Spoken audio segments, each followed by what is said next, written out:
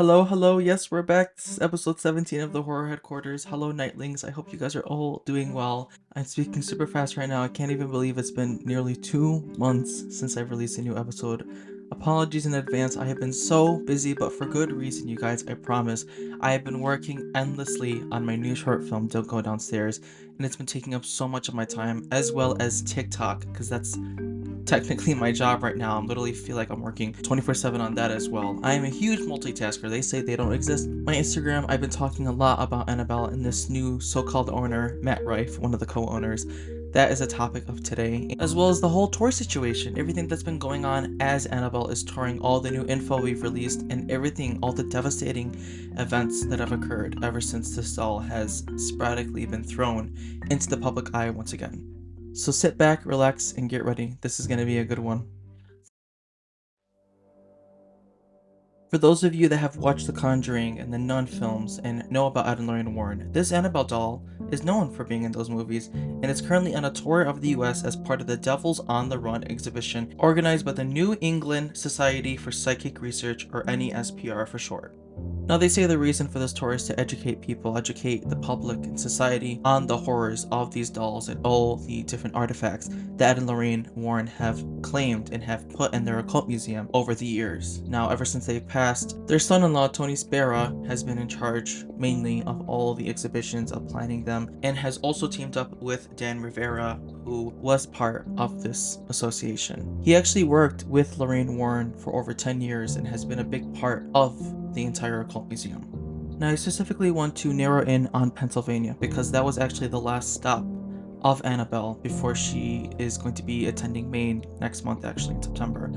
But in July, Annabelle was in Pennsylvania, Gettysburg, Pennsylvania, and upon arrival, when the museum first opened up and the exhibit happened, people were rolling in, the 911 operating system and all the lines were completely down throughout Pennsylvania. I find this extremely eerie, being that this started as rumors, but now there is video footage of all these phones going off and announcing that 911 was down. So this is the first thing. This was like the really big thing that I talked about actually the day before everything went horribly and someone ended up passing away. I talked about this on TikTok. I made a video and I said I have a really bad feeling about this. I don't know what else could happen. I don't know how this could get worse. I don't know what's going to be a wake-up call for them to finally put this doll back where she belongs. Because if you guys listen to my previous episode, I actually talk about Annabelle, about her upbringing, about her whole story. As a refresher for everyone that hasn't heard about her, you should definitely go check out that video.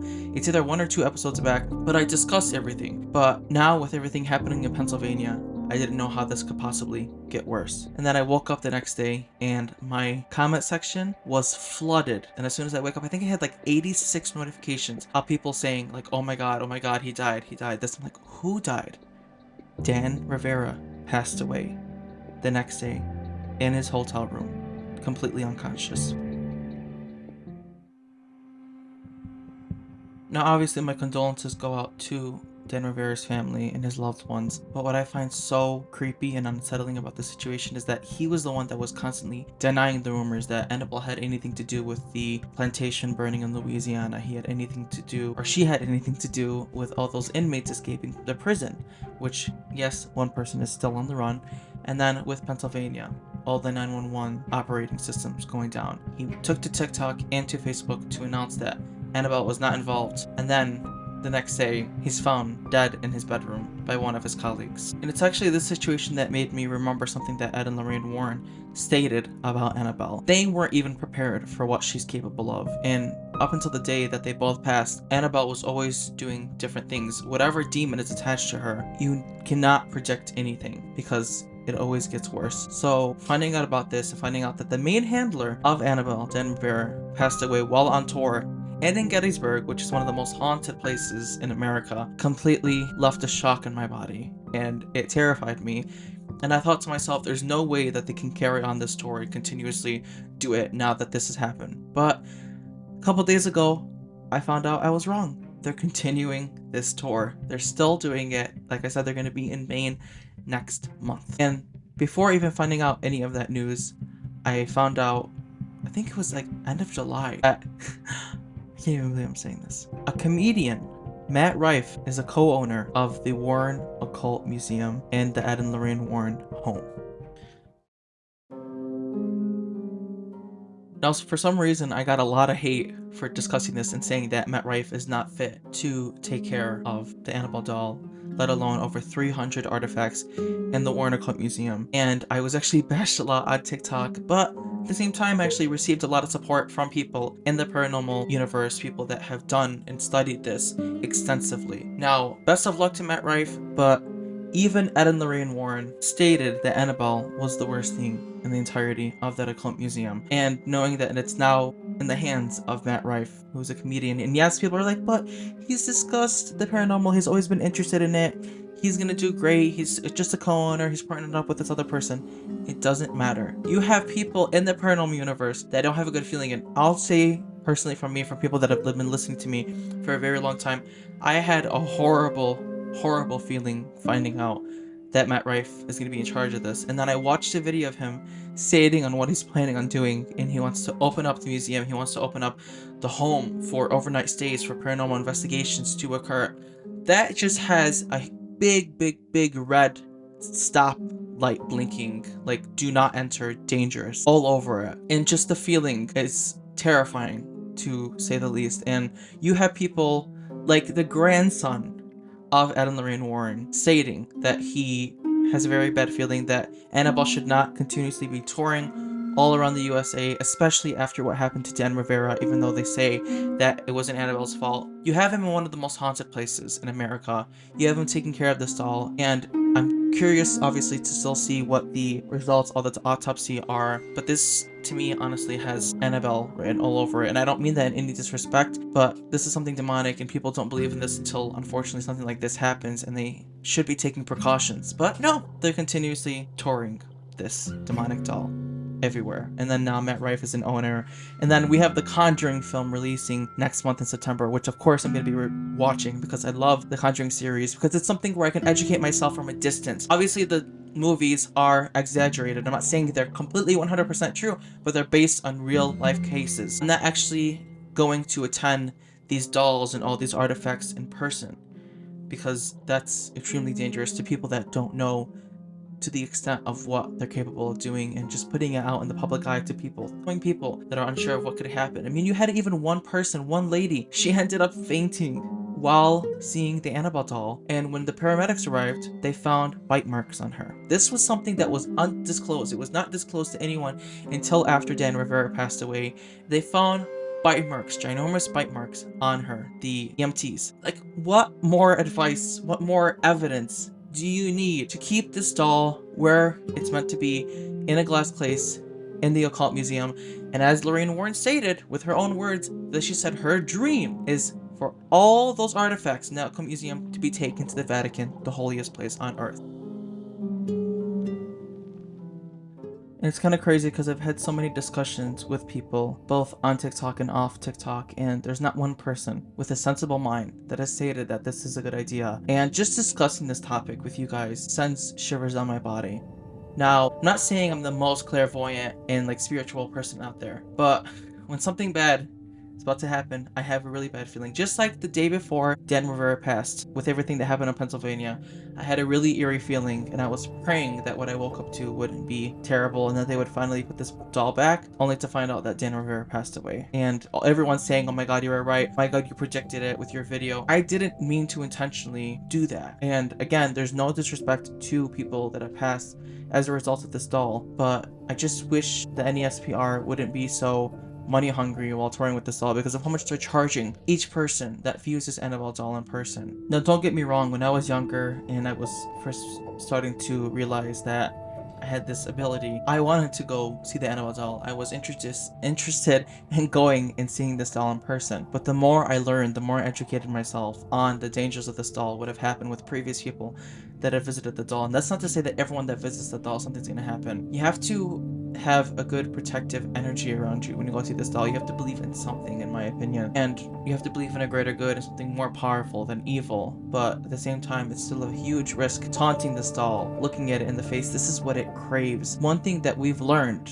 at least I have learned, even through college. I have taken some classes on this, and I've read many books, and I was able to do a lot of my projects on the Ed and Lorraine Warren cases. When you give energy to a spirit like this, whether it's through discussion, whether it's through talking about it like this, or touring it across America for people to see and lay their eyes on, this fuels them. This gives them power. This gives them energy. So I'm just going to say this now. I urge everyone that is even thinking the tiniest bit of possibly going to stay for an overnight stay at the Warren Occult Museum or at the Ed and Lorraine Warren home, do not do it unless you are fully prepared and capable of what could or couldn't happen. Because from experience, from only going to haunted asylums around me, and if you have like this kind of power, this kind of feeling where you can detect this kind of stuff, and no, I'm not crazy.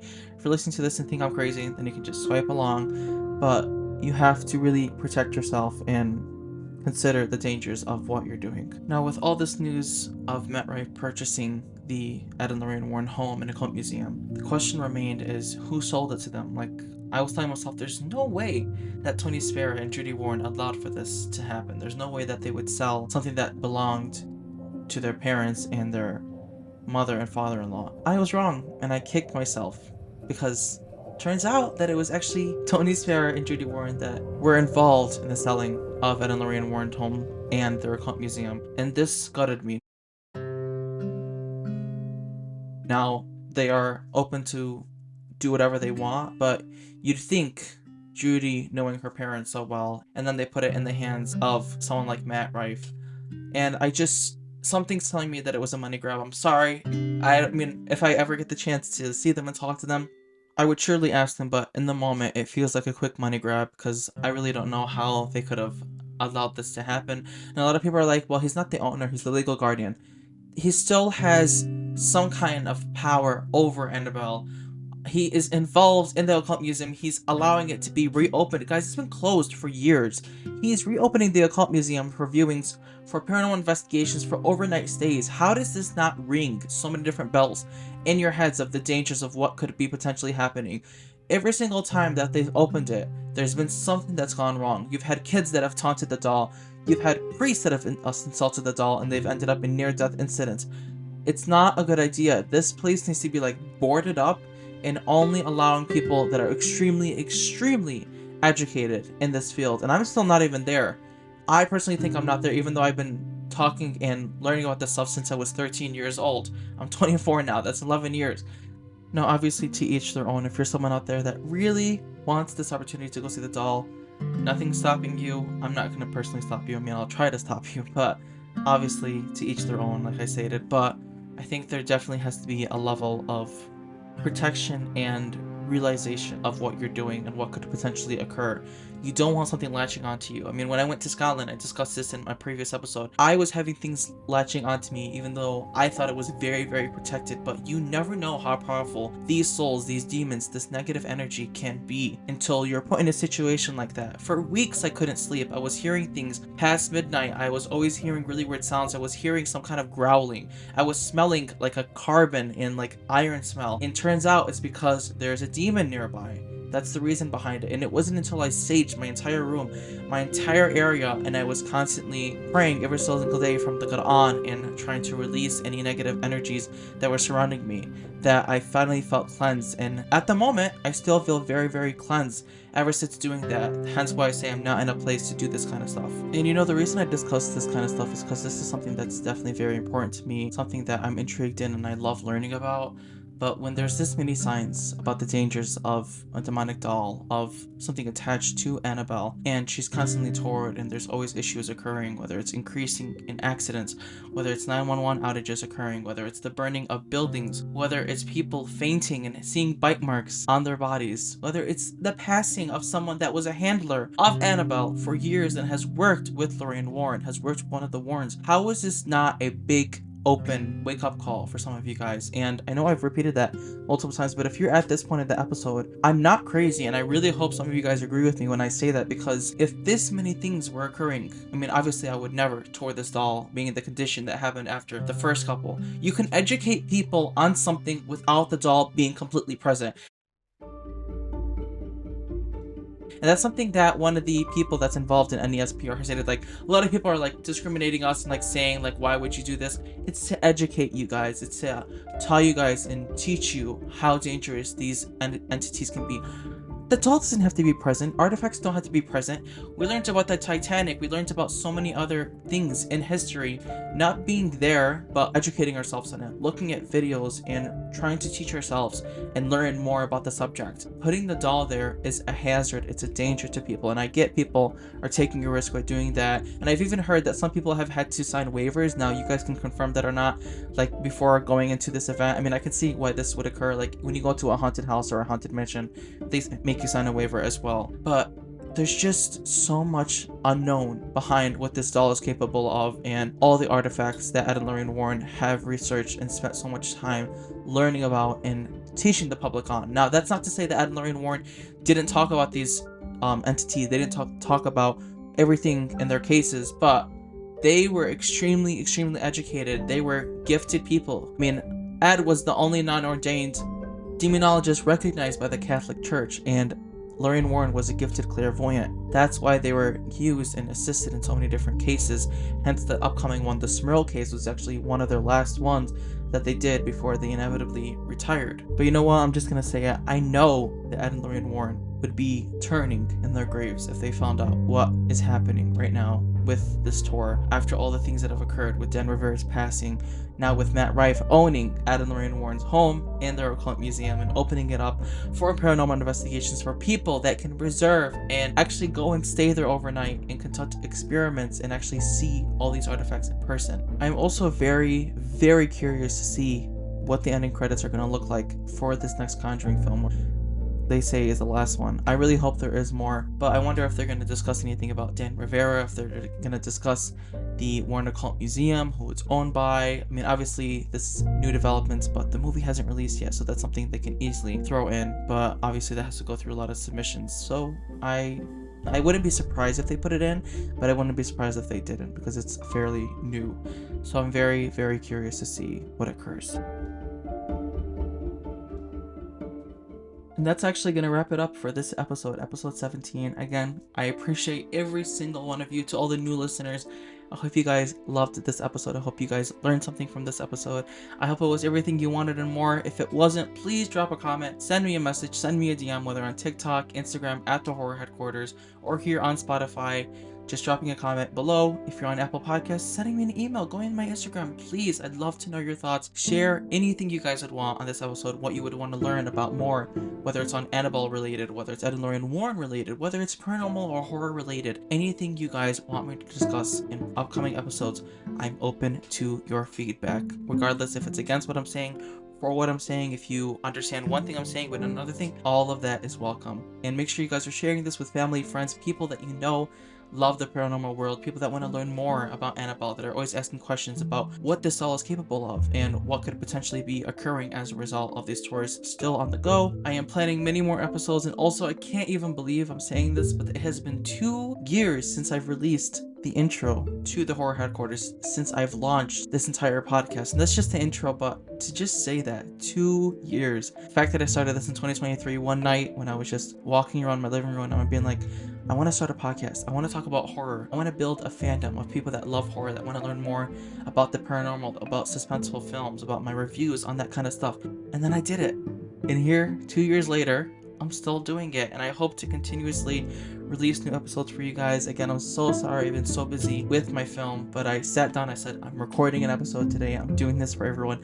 that's been waiting nearly 2 months for a new episode. So here it is for you guys. I hope you love it. Again, any questions at all, let me know. I hope you guys loved this episode. I'll try to not take too much of a gap in between episodes like I did with this episode and the previous one. I do have a lot planned for the end of this month. I can't say it because it's all a surprise, but just know it's going to be amazing, and I know you guys are going to love it. There's going to be a lot of different changes happening, especially in the beginning of September. I can't say them explicitly right now, but they're all for the better, and I feel like I'm going to have a lot more time for this podcast, you know, God willing. Gotta knock on wood when I say that, because I said that in the last episode and it took me 2 months to release a new one. You guys are probably really pissed, but I love you guys all so much. I'm going to stop it there. Everyone take care of yourselves, protect yourselves, and as always, tread very lightly and pray for forgiveness. Midnight hour is approaching.